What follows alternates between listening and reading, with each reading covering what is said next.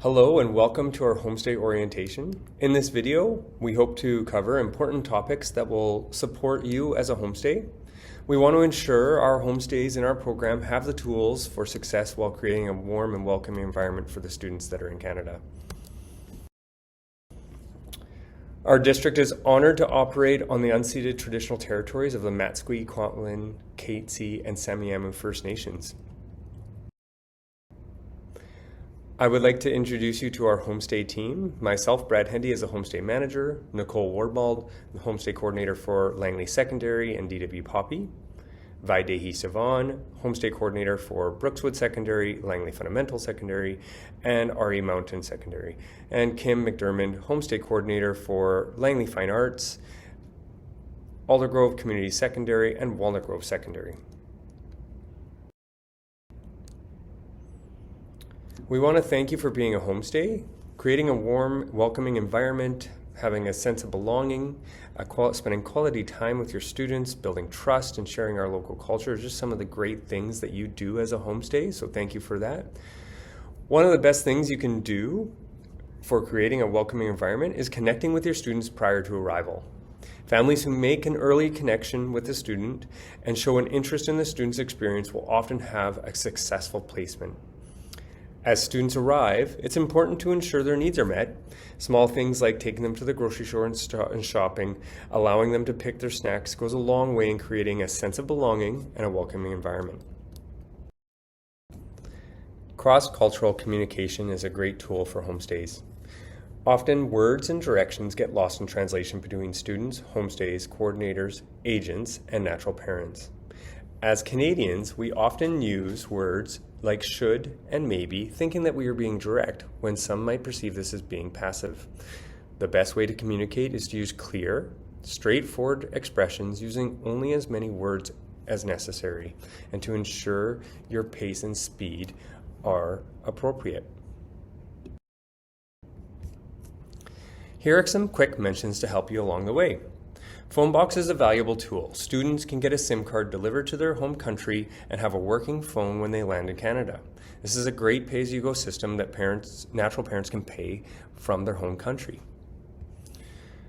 As I work with travel forms are found online. I'm the only one that processes these forms and I need enough time to get them in. So if you're taking your student out of your home, or if your student is traveling, they can go to studyinlangley.com to access a travel form. They're based on who they're traveling with. And if you give me 5 days to process these, then they should be done on time. It's important to note that if the student is going to be traveling to a location more than once, it's going to be a regular trip that you mark on the form ongoing. Then we don't have to do the form over multiple times. We have a new insurance for students. The insurance is called Study Insured. They can find this online using the link that's provided, or they can Google Study Insured. If a student attends Langley Memorial Hospital, they are not to pay upfront. All bills and home addresses are to be recorded as the Langley School District's address. This will prevent homestays from receiving a bill from Fraser Health. If you have a student who is attending the hospital, please give your coordinator a call. And finally, who to contact and when. Your homestay coordinator is your first point of contact, and they are available during office hours, Monday to Friday. After that, we have an emergency phone. With the number provided, please use this phone number only for emergencies. If it is not an emergency, please email us and we will get to it within the next business day. Thank you. Hi, my name is Nicole and I am the homestay coordinator for Langley Secondary School and DW Poppy Secondary. Firstly, I would like to thank you for opening your hearts and your home to an international student. You will play a vital role in making sure that our students are successful in their study term in Langley. You're the primary caregiver for these young people who have taken this courageous step to travel alone across the globe to live in a foreign environment. They will be looking to you for the care and support that their own family would provide, especially at the beginning, when things such as culture shock, jet lag, and homesickness will be the main challenges.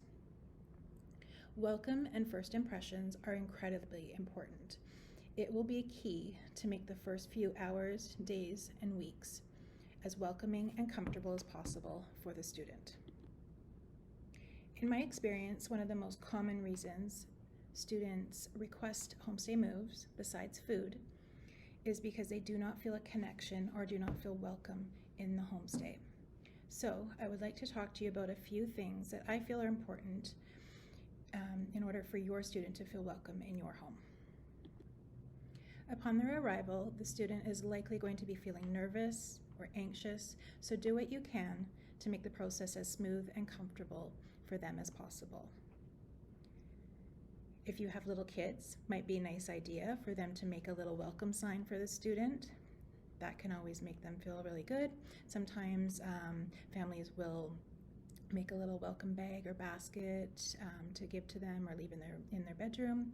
This could include just little things such as hand sanitizer, a bottle of water, Wi-Fi password, candy, maybe some maple syrup or a Canadian souvenir.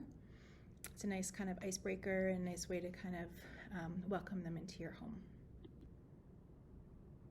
You'll want to make sure that you introduce them to all of the family members in the home, including any pets.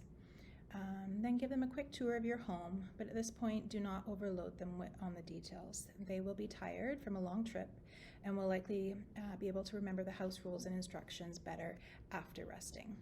Get them set up on the Wi-Fi, offer them a snack or a meal in case they're hungry. Give them some space at this time.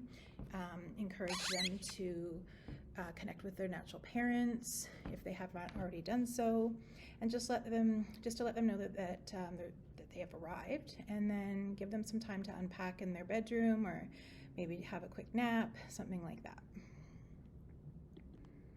It's very important to note that the cleanliness of the student's bedroom will be very important for them. I've often get feedback that when a student arrives, maybe the bedroom hasn't been cleaned out from the last student. So it's really important to make sure that it's been vacuumed, dusted, there's fresh sheets, and there's no personal belongings of the family in the bedroom. This will be really important, and it's just nice for them to come into like a clean bedroom that's kind of free of everything that they can kind of make their own. In the next few days, you can do a more thorough tour of the home. Show them all the spaces in the home, even if it's spaces they're not going to be using. If grandma lives in the basement, or show them that space, introduce them, just so they know where everything is and what to expect. Show them the bedrooms upstairs, even if their bedroom isn't up there. Show them the kids' room, show them your room, even just to kind of make them feel comfortable and welcome, and so that they know all the whereabouts of the house. It's really important. I have had families in the past who don't want to show certain spaces, and it can leave some uncertainty for the student. So it's just really important. Show them all around. You'll also need to go through, how to use certain appliances. Show them how everything works in the bathroom, because those things can be very different in different countries. The toilet, how only toilet paper can go in there. Doesn't go in the garbage, it goes in the toilet. How to use the shower, the faucets, how you expect them to clean up. Those will be really important. And then also kitchen appliances and laundry machines. Things function differently in different countries, so they may not have the same knowledge level about certain things that we may assume that they do.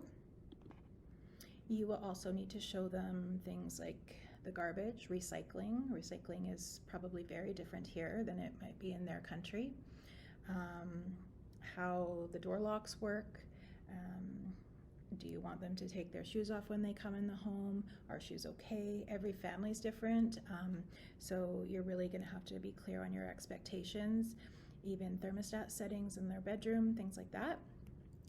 They're going to be different, and they're different in everybody's house. If you have pets, make sure you let them know, are they indoor pets, outdoor pets? What if someone comes to the door? What do they do with the dog? Things like that, or any animals, just so that we can keep the animals safe, and that the students know what your expectations are for them. Sometimes even like for appliances and things like that, you can't just tell the student and expect them to know. You will likely have to physically show them more than one time what they need to do with those appliances, or how to use them. You may need to draw diagrams if they're not getting it, because as I said, it can just be so different in different countries, and we just don't know what they're used to or what they've had to do in the past. So just being as clear as possible is the best. It's also a really good idea to sit down with them and go over your house rules. So I tell most of my families, like, do something up on the computer, like a piece of paper you can put in the room with what your house rules are. So whether that is certain laundry days or times not to use the shower or the kitchen, things like that. And again, those are going to differ based on each family. So write those rules out. Also include emergency numbers, your work numbers, your address, things that they can just easily access in case of any emergencies. Show them what 911 is. They may not know. Teach them how to use it. And then it's a good idea to revisit these rules, maybe in 4 to 6 weeks. Talk about how you think they're doing, or if there's any adjustments that need to be made to those rules, just based on your experience with them in the first couple weeks. And sometimes they need a refresher, right? They're kids, and they're going to need refreshers for sure. Sometimes if there's too many rules, that can feel really restrictive. So try to keep it to a minimum, because if it's pages and pages of rules, it might be a little bit too overwhelming for them, or it may seem unfriendly. But however necessary, it is important to have rules posted in their room. If you want to try and do it in a nice way, I've had families put it like in a picture frame on their desk so that it's there and not just kind of plastered on the wall by the door. It looks a little bit more friendly. Next, it'll be important to do a good tour around the neighborhood, showing them, where the closest bus stop is, teaching them how that works, going for a walk or a drive around just to show them, where the coffee shops are, restaurants, parks, things like that. And just kind of get them familiar with the area. If they're taking the school bus, that'd be a good time to show them where the school bus will pick them up and drop them off each day. And after that, it's really just the tasks that, that need to be done. So their cell phone for sure is going to be number one. If they do not have a cell phone with a Canadian SIM, then you will need to take them to the mall, get them set up on that, help them get a Canadian phone number, SIM card, get them on a phone plan that they can pay month to month if they don't have this set up already. You'll probably have to help them get a bus pass as well. And then if you haven't given them the key to your house, that would be a good time to get that done. Or if you have a code to the house, and it's a really good time to take them grocery shopping. Vaidehi will talk more about that in the upcoming slides about food, but grocery shopping is one way to connect, get to know what they like, what they want in their lunches, and get them to pick out a few things that they might like, or things that they're going to want weekly, what kind of things they don't like. So it's a good opportunity to just first spend time together and then also see what kind of things they like.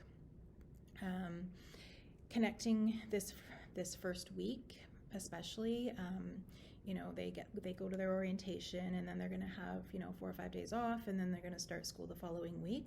It's a really good time for you to try and form that connection with your student. I get you are busy. We are all busy. You have work, you have kids, you have activities, you have your own kids going back to school. We get that, but I think it's really important, if you want to create that connection, that you need to carve out some time for your student as well, whether that's one-on-one or maybe that's doing a family activity. It doesn't have to be costly things. It can be just a game night at home. It could be movie night with popcorn at home, bike rides, walks, picnics, anything that's inexpensive, but just something that's showing that you are interested, you want to get to know the student, and creating that over that first week is really important, because once they get to school, they're going to make friends, they're going to make connections, they're going to go hang out in Vancouver or the mall, and they won't rely on you so much. I think if you can kind of create that at the beginning, know that you're there for them, but then they're going to have their own connections that they form in the first weeks of school, and they'll get a little bit more independent at that time, I think. So if you can just kind of set that time aside at the beginning initially, I think it will really help. I think it will help in also not creating moves or move requests, because I find that the feedback that I get from students, especially like when they're feeling a little maybe neglected at the beginning or lonely, that's when they start requesting the homestay moves. So yeah, just an real important time at that beginning. If you can, make that effort to really help them feel comfortable. Hopefully you found this helpful with some little tips and tricks. But now we are on to Vaidehi's slides. Thank you. Hi everyone, my name is Vaidehi and I'm the homestay coordinator for Brookswood, Langley Fundamental and RA Mountain. I'm going to be talking about two important topics, which is food and student moves. Let's start with food and the critical role it plays in homestay success. Now imagine you're traveling to a new country for vacation. One of the biggest challenges you might face is adjusting to unfamiliar food customs. Even though it's a temporary situation, adapting to new taste, ingredients, and meal routines can be quite difficult and uncomfortable. Now think about a teenager who has been following a specific diet for the past 15 years of their life. For them, adapting to a new food culture is not just a temporary inconvenience, it's a significant change that impacts their daily life and comfort. Often students feel so overwhelmed with this change, also because they are so used to their parents preparing their meals. This is not just about taste and food, but also a deep-seated cultural practice that offers comfort and familiarity. The transition to a new environment where they must adjust to different food practices and prepare their own meals can be quite overwhelming. Think of it this way, food can either make or break your bond. It's a seasoning ingredient in your homestay experience. Some common reasons how food affects the relationship you have with your students are cultural dietary preferences, portion sizes and meal frequency, unfamiliar and unappealing foods, food prep and quality, and communication barriers. So I've put together a very generic example um, to explain the situation. Let's take the case of an Italian student who is used to fresh, flavorful meals typical of Italian cuisine, but finds that the homestay family primarily serves frozen, bland meals very regularly. The student is feeling unhappy and feels unsatisfied after meals. Now I'm going to demonstrate two ways of what a successful resolution looks like and what a non-successful resolution looks like. This is just a generic framework of what the steps are, what kind of conversations should ideally take place between you and your student. So the first thing is very important. For a successful resolution, you need open communication.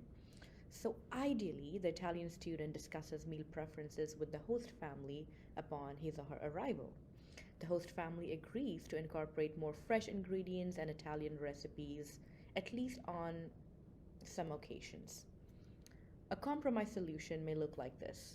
The host family and student creates a meal plan that includes a mix of fresh meals and occasional frozen options. And the student helps with meal prep, sharing Italian recipes, and even sometimes cooks for the family, maybe on the weekends.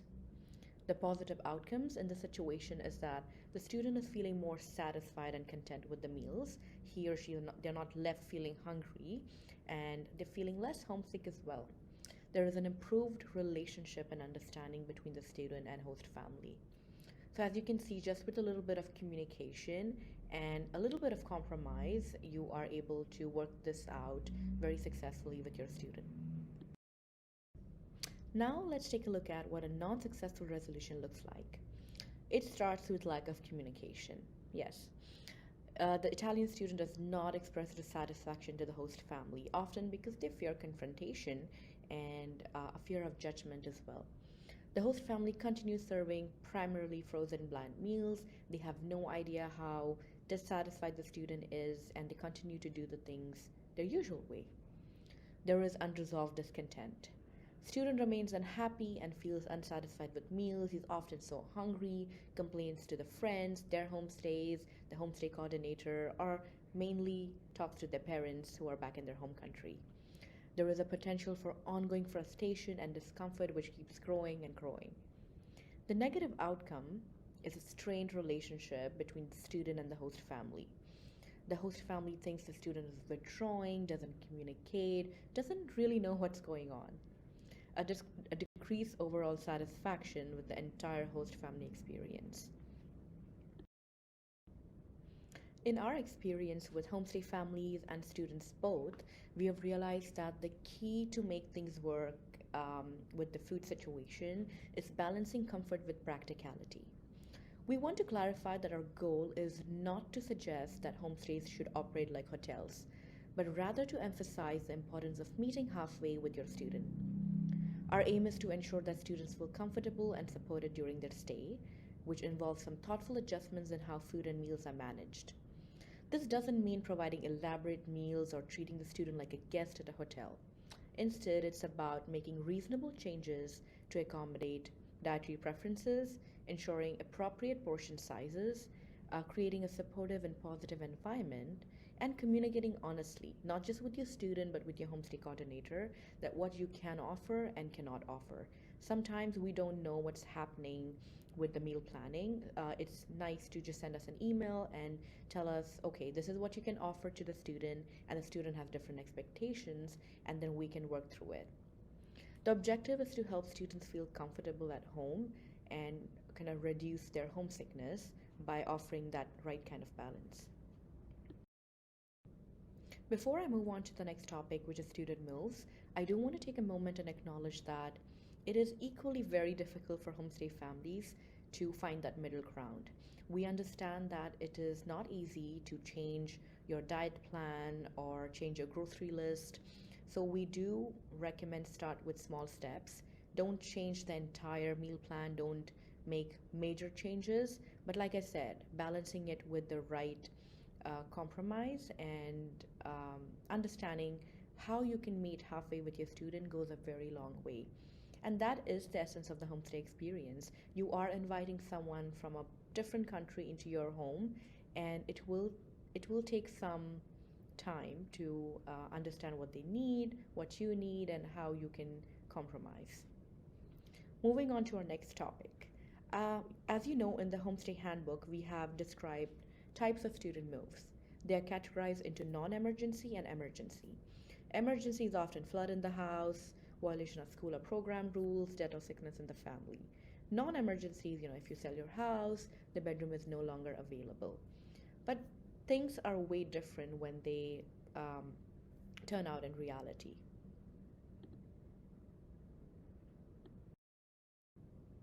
By this, I mean that not all moves can be categorized into emergency and non emergency.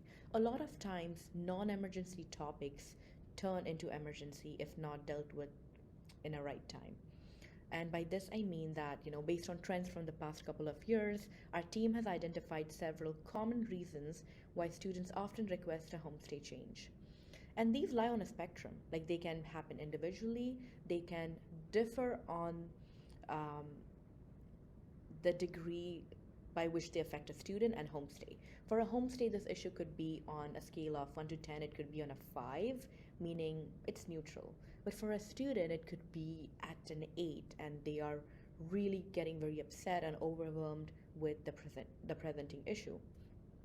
Some common reasons we have observed and worked through with families and students are, like I mentioned, food issue. That's the biggest one, followed by accommodation and comfort. When fall comes, the temperature drops. A student who is coming from a very tropical country is not able to adjust to the weather in Canada. So the bedroom temperature, noise, lack of privacy, all of that can affect the overall comfort. Emotional and social well-being, a very important and critical reason why a lot of students are not able to, feel comfortable in the homestay. Lack of shared quality time if you are not seeing your student or doing things with them at least on a weekly basis. Too many restrictions, limited shower time, no food after certain hours, or telling students it's done only in one way. Cleanliness and hygiene, sometimes situations change. There could be an issue in the house, in the bedroom, and it can significantly affect the student's comfort.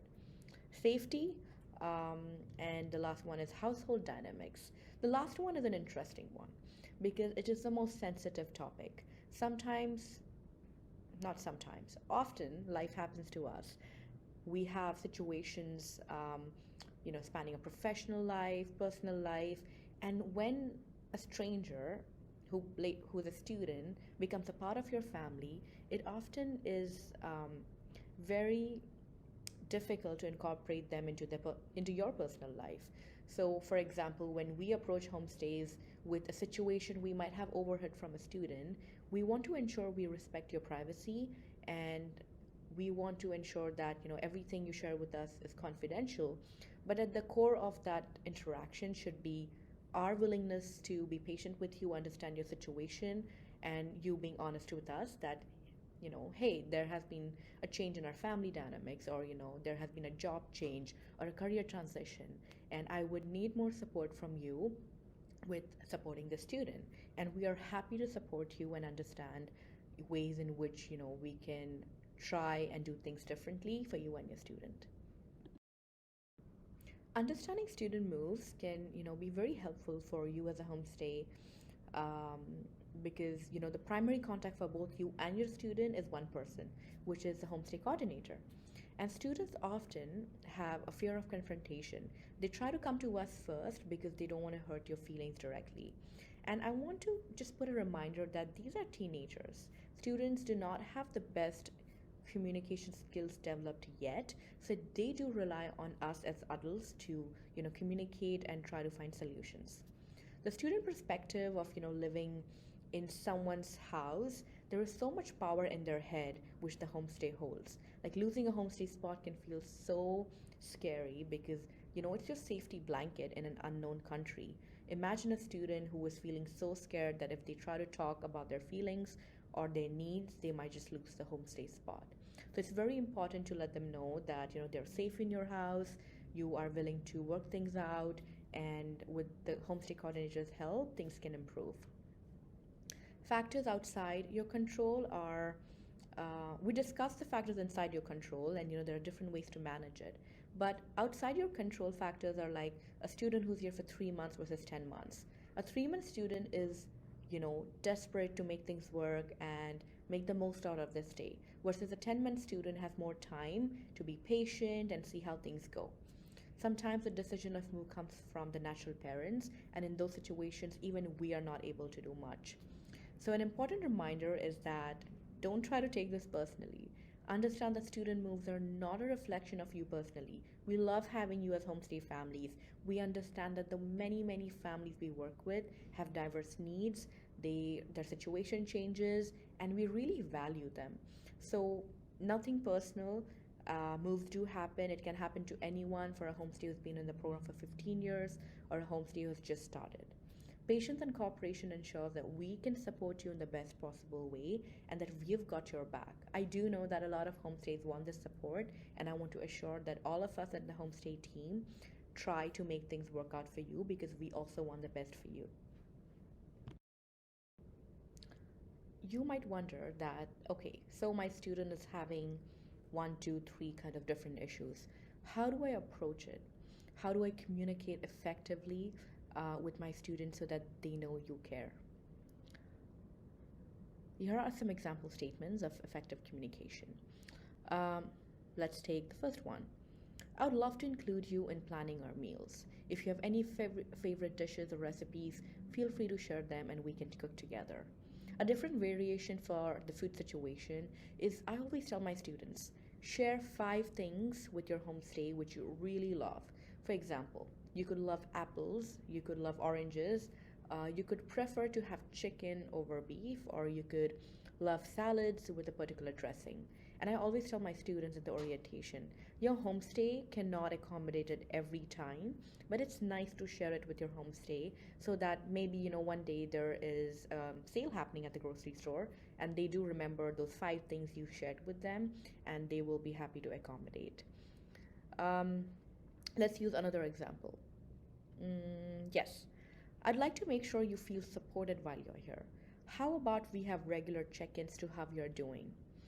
I cannot recommend this enough. Regular check ins with your students are so important to see, what's happening. You could have a student who is an introvert, an extrovert. You could think they're doing okay, but often the cases they might not be doing okay. Regular check ins ensures that you know what's happening in your student's life. And I'm not saying sit with them for a 2 hour long meeting. Maybe just check in with them before nighttime, wish them good night.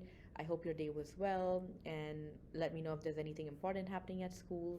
Or maybe during breakfast, just quickly check in with them about what their plans for the day are. A check in goes a long way. Um, one more line I would like to add here is when you're checking in, be open to their own cultural and generic interest. You can also tell them that you're open to participating in some activities or traditions. Uh, Students like to spend time with their homestay families. Your student might be independent, might not come off as someone who wants to spend time with you, but I would say that 9 out of 10 of the time, students are willing and very excited to spend time with you. When they don't get those opportunities, they prefer, finding other ways. They might spend time with their friends all the time. They might not be at home and keep traveling just to kind of fill their gap, because the whole reason they are here in Canada is to make the most of their stay. So, like I said, whatever they prefer and whatever you prefer, just make sure you regularly check in to see how they're doing. Let's move on to my last slide in this presentation. Some proven ways to keep them happy and engaged.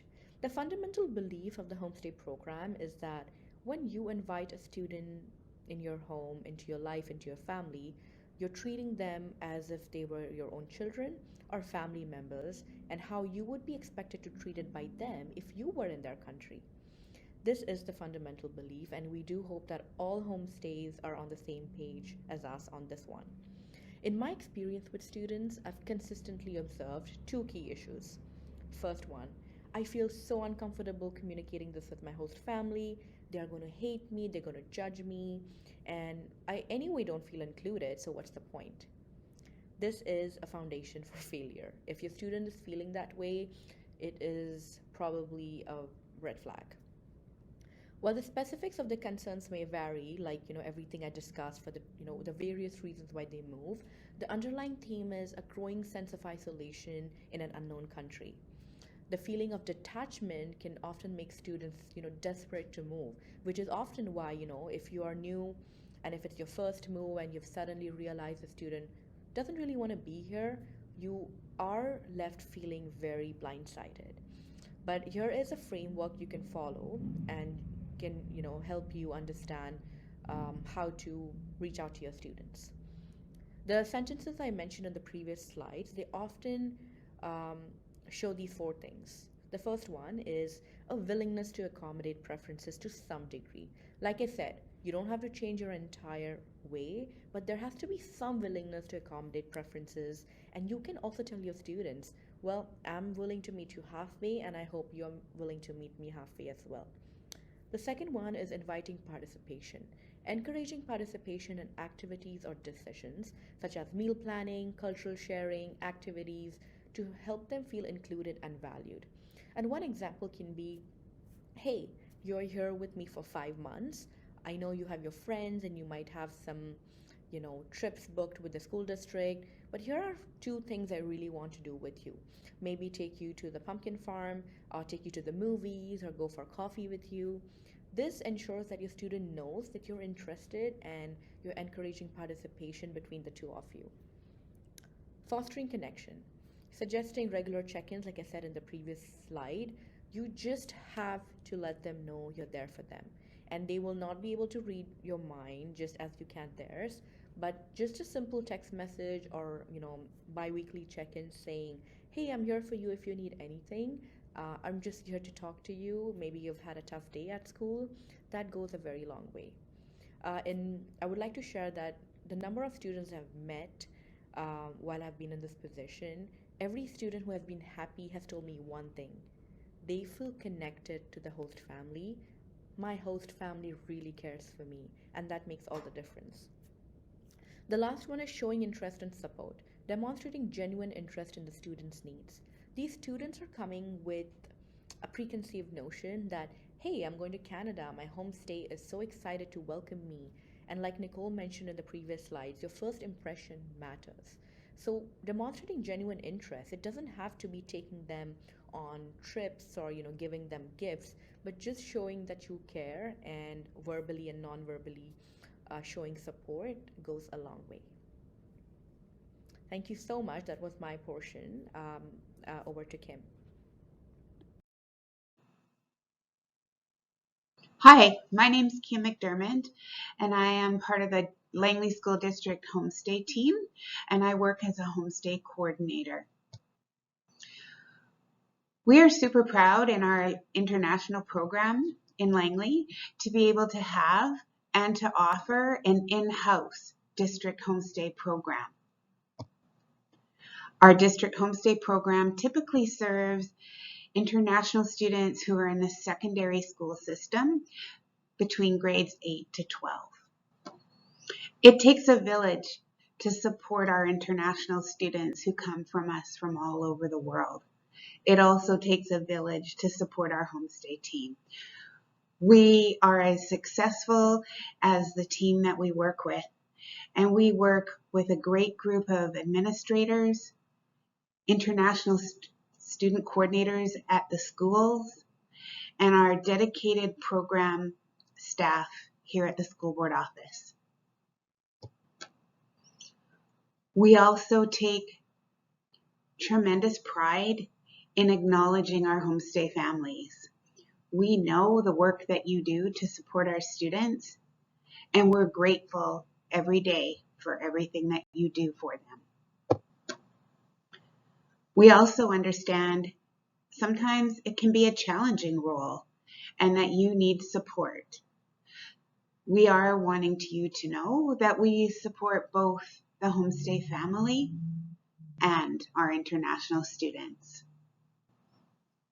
Your homestay experience will be a journey, and it's a journey intended to be enjoyed and to be comfortable for both you and your students. Our program is full of support for you, the homestay family, and our student, and I'd like to highlight all the different areas of support for you. Each of our 8 high schools is supported by a homestay coordinator. So depending on which school you host for, you will also have your own homestay coordinator who is available to you for any questions and to help guide you through any issues you may have. At the same time, each high school has an international student coordinator at the school who oversees all the international students, their academic programs, and all the emotional support and guidance that they need at the school level. Our homestay coordinators and our school coordinators work very closely together to support the students and the families that they live with.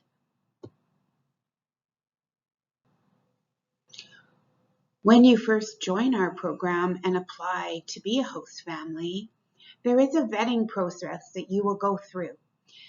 Your homestay coordinator for your area and school will be in touch with you and arrange a one-to-one homestay visit with you. At the homestay visit, we will go through the entire program with you, answer any questions that you may have, and be available for further discussions or questions that you may have. Your homestay coordinator is easily reachable by email. Your emails will go directly to them, and they are often checking their emails throughout the day. You can also reach your homestay coordinator at their office line, and if they are not there, your message will automatically be sent to them in an email form, at which time they will get back to you as soon as they can. You will be introduced to one of our major program material supports, which is our homestay handbook, which looks like this.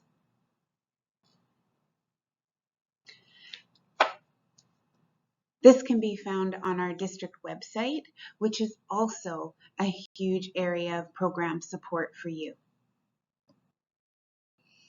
It is in the International District Homestay Handbook that you will find many tips and tricks that will help you through your experience, and all the district homestay rules and expectations that we have of our district families across the district.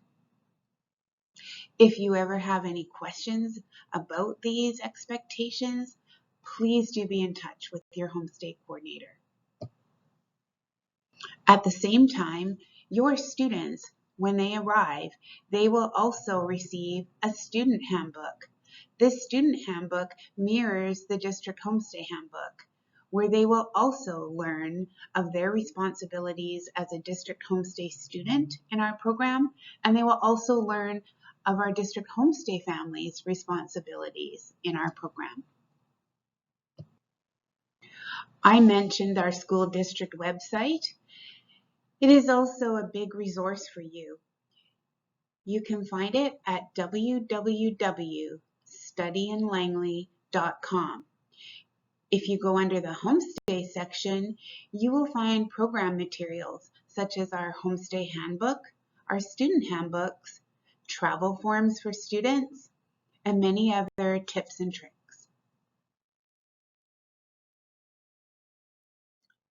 We are also offering an online homestay orientation for you, our current homestay families, and also for our new homestay families.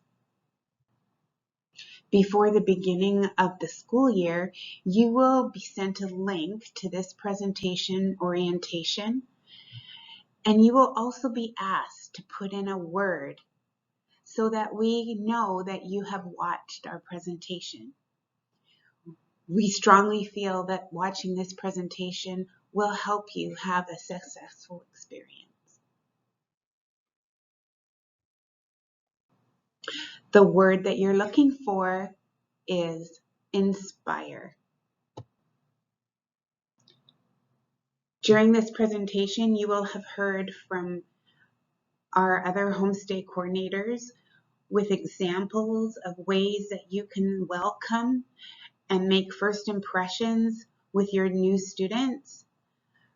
Take the time to start fresh if you need to make some changes, and also some examples of ways that you can support your students when issues or difficult discussions come up.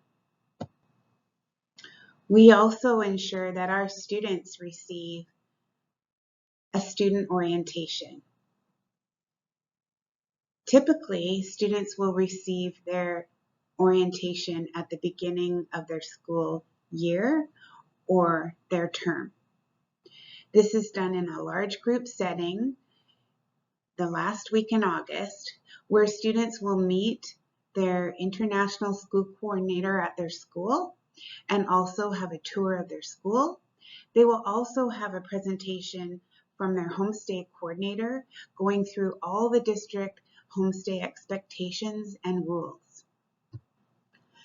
If students aren't able to attend their large group orientation, they will have an opportunity to meet their school support staff and school coordinator to have a one-on-one orientation. Our program offers flexibility for our homestay families. Homestays often have things come up in their lives where they need coverage, someone to look after their student, if they're going away on a holiday, or if they need to be away for work, or if some incidental thing comes up in their family. Once you have joined our program, you will receive a contact list of all other district homestays in your school for your catchment area. This also helps you for things like carpooling, for airport pickups, departures.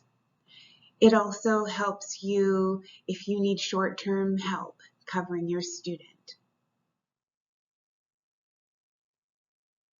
Students have had many wonderful experiences with their homestay families. They have gone on trips, they have gone on overseas trips, they participate in school activities, and they also participate in our district international field trips. These are all supported by our school coordinators and our homestay coordinators. There is a process, and our homestay manager did go through the process with our travel forms.